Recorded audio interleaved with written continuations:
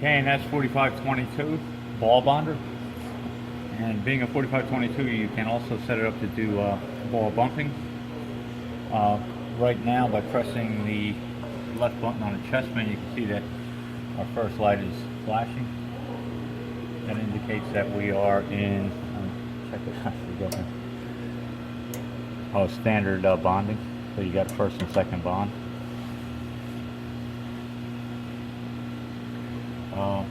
If you want to change it to ball bumping, what you do is hit the reset button and press and hold both the stitch and the bonding button on your chessman, which are your two top buttons.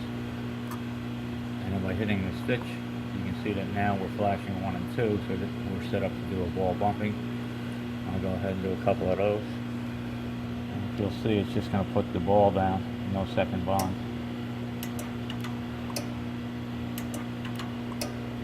We're set up for 1 mil wire right now, 1 mil gold. You can see it's making some ball bumps. Now let's go back by hitting the reset button and hitting the bonding button on your chessman, which is your left button. We'll set it up to do standard bonding. It didn't change there. Hang on. Let's try it again.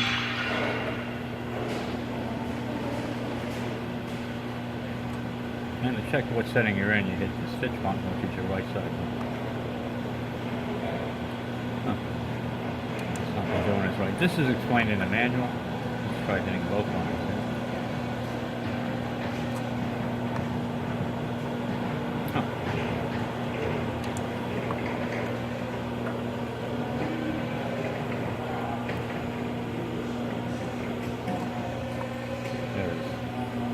You need to hold it long enough. I probably wasn't holding the button long enough. See, now you see just the first bond is flashing.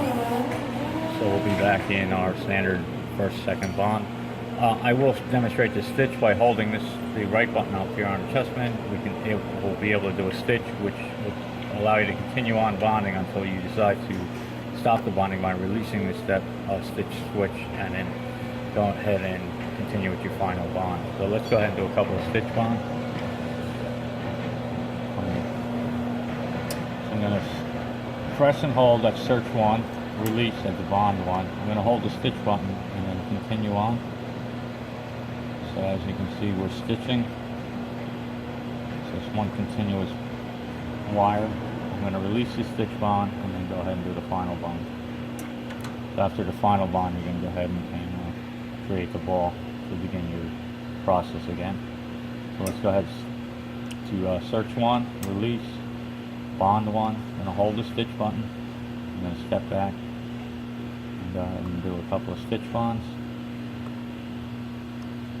Now while I'm at loop, I'm going to release the stitch and go ahead and finish on bond 2. And then it leaves the tail and the EFO wand fires across and creates the ball. Alright, so now you've seen the two processes. I just want to explain some of the... it also will be able to do coining, but I don't have it set up for coining. And that's just to use a tool to press down on to make a bond. Alright, so we have a loop setting here. So that's your height between your first and second bond. So let's go ahead. I'm going to do a first bond and then I'll be up at loop. So now I'm at the loop position. You can see the head's moving up and down as I decide what loop height I want to be at. And then over here we have our search for bond 1, power, time, and force. So that's all for your bond 1 settings. And then for bond 2 you have a search, power, time, and force here too. While we're here, we also have a tail that'll tell you how much length of wire is left after the second bond. And that's going to be available to the EFO wand that fires across, so that's adjustable too. We have a test button that'll test your ultrasonics. We have a clamp open and closed, and it's not going to work right. Oh, the clamp is open at this position. And we'll show you the clamp. Let's go ahead and finish with the second bond. So I'm at search 2, and you can see I can adjust the head up and down by using the search button. And I'm holding the chessman down at that point, and once I release the chessman bonding button, which is your left button, it'll make your second bond. sticker mechanics. Okay, we're looped. Search 2. Bond. After the second bond, a tail is left, which is adjustable by this. The EFO wand will fire across and create a ball. And you can adjust your ball size by this knob on this potentiometer here on the right hand side. Now that we're at reset position, I can open and close the clamp. This being your clamp. See that open and close? This is your wire clamp. This is your drag clamp up here. Again, all of this is explained in the manual that you'll receive.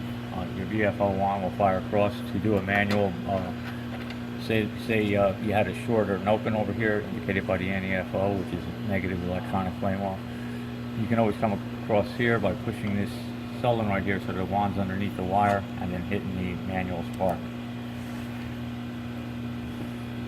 That'll create a ball for you in case it fails for some reason or another. You do have a motor on and off switch here, and that's for maintenance reasons. You can shut the motor off so the head won't move up and down. And over here too, we do have the light on and off.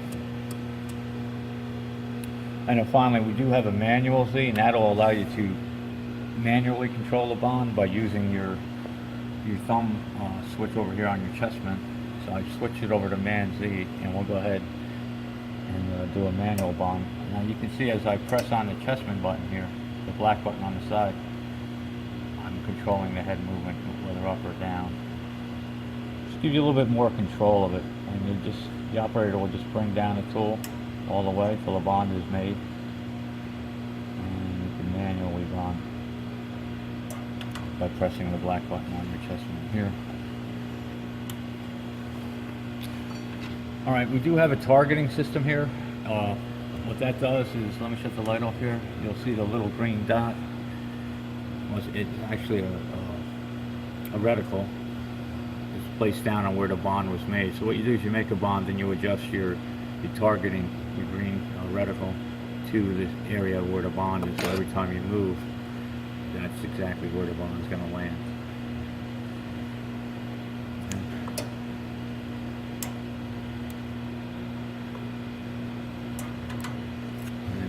See the spark that creates the ball.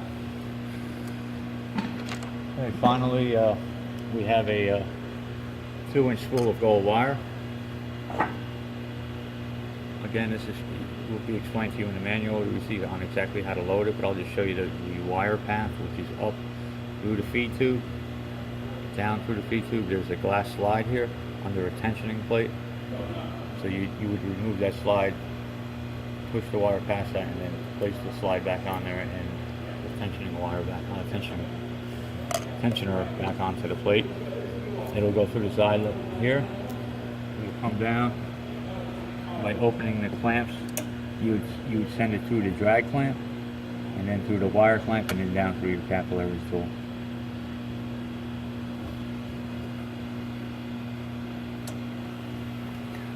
Okay, this is our work holder. We have it set at 150 degrees C. This is a house work holder. This system is not being sold with the work holder, but in order to bond, you do need one. So we're using our house work holder here in order to demonstrate the bonding capabilities.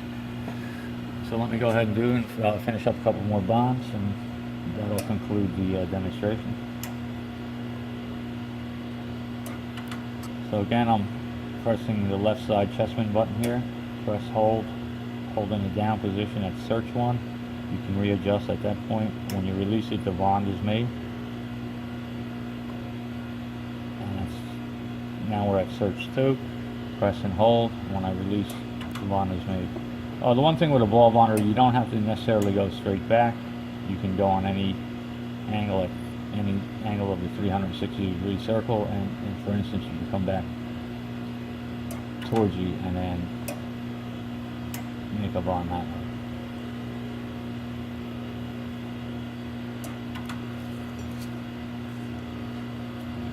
Running out of room here. Okay, you see it, I'll move in this direction here.